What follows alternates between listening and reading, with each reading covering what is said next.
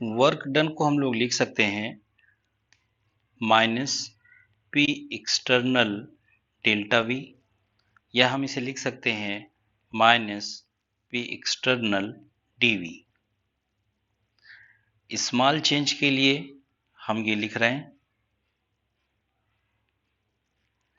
और अगर चेंज बड़ा होगा तो हम लिखेंगे minus P external delta we. P external delta we big change के लिए लिख रहे हैं, जिसमें हमारा चेंज होगा sudden change, means P external जो होगा हमारे पास वो होगा constant.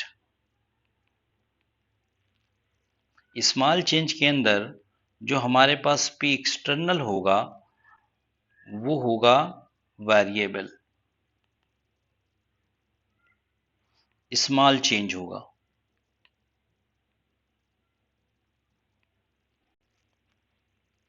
Minus P external delta V use करेंगे हम इरिवर्सिबल प्रोसेस के लिए,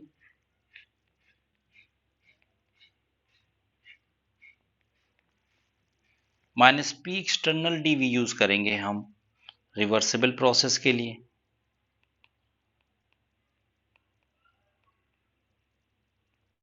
अगर हम ग्राफ ड्रा करें वर्क डन के लिए तो वो क्या होगा?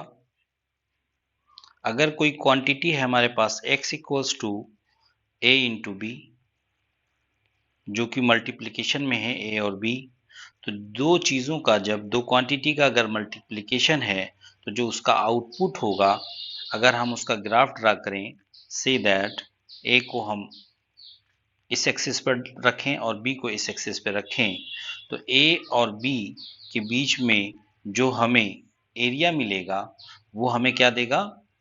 x देगा।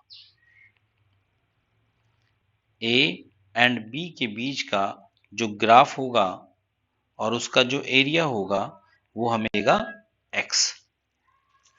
तो हमारे पास W equals to P delta V या P dV है।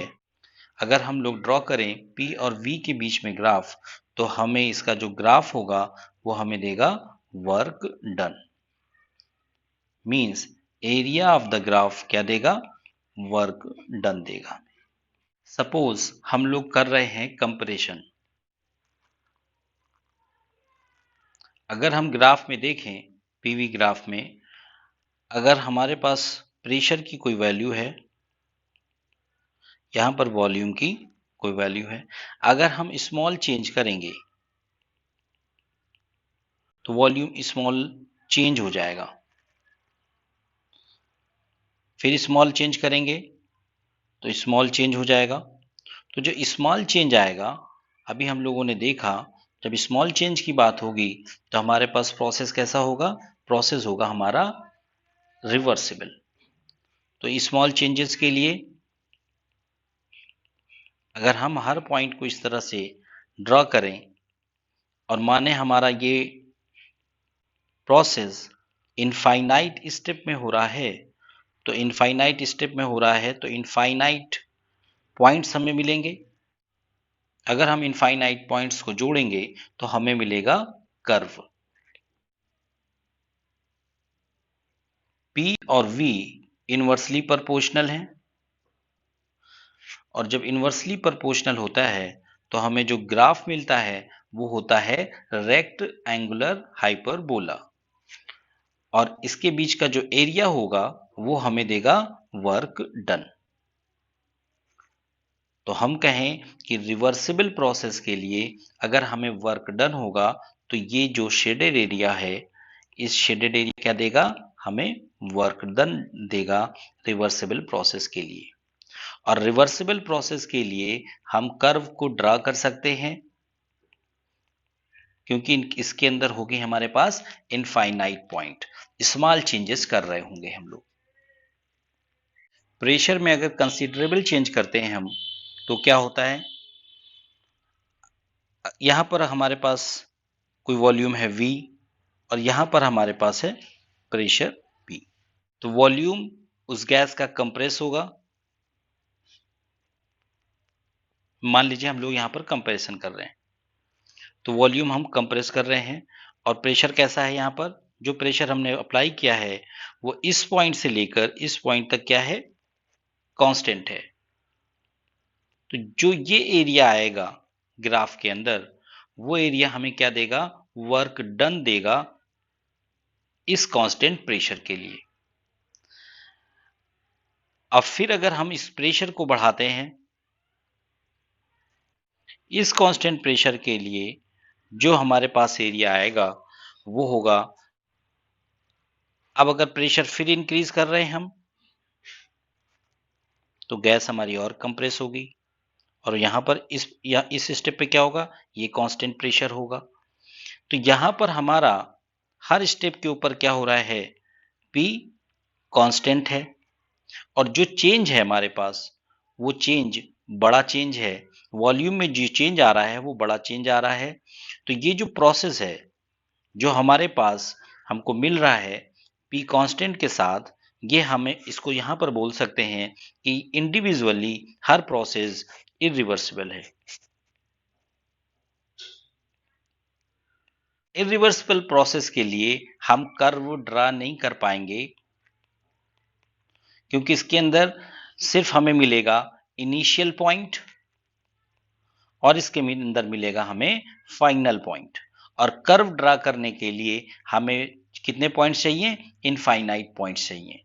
लेकिन हमें इसका ग्राफ मिलेगा, वो एरिया हमें बताएगा इन इरिवर्सिबल प्रोसेस का वर्क डन।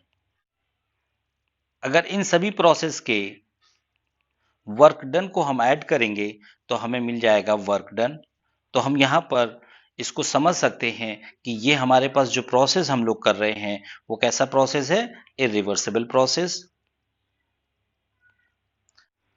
रिवर्सिबल प्रोसेस में और इरिवर्सिबल प्रोसेस में क्या डिफरेंस है, ग्राफ में क्या डिफरेंस आ रहा है।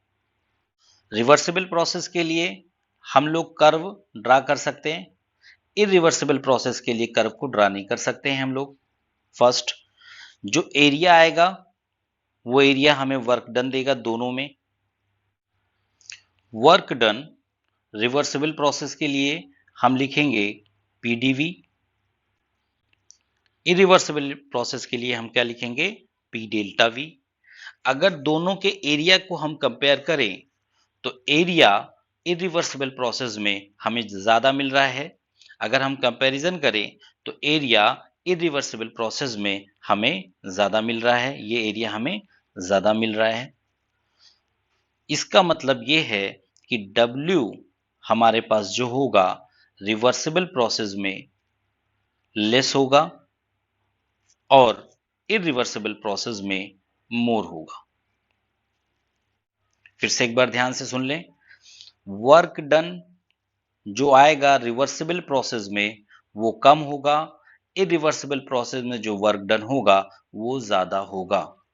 रिवर्सिबल में कम और इरिवर्सिबल में ज्यादा होगा, इसके अंदर ज्यादा होगा, शेडेड एरिया से हम लोग समझ सकते हैं।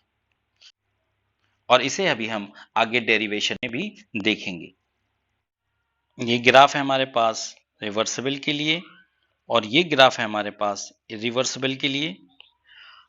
ये हमारे पास हो रहा है comparison work done on the gas, that is the positive.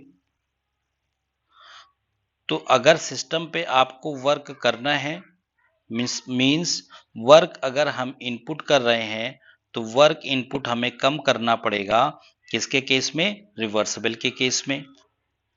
और वर्क अगर हमें इनपुट करना है और हमारा सिस्टम इरिवर्सिबल है तो हमारा वर्क इनपुट ज्यादा होगा।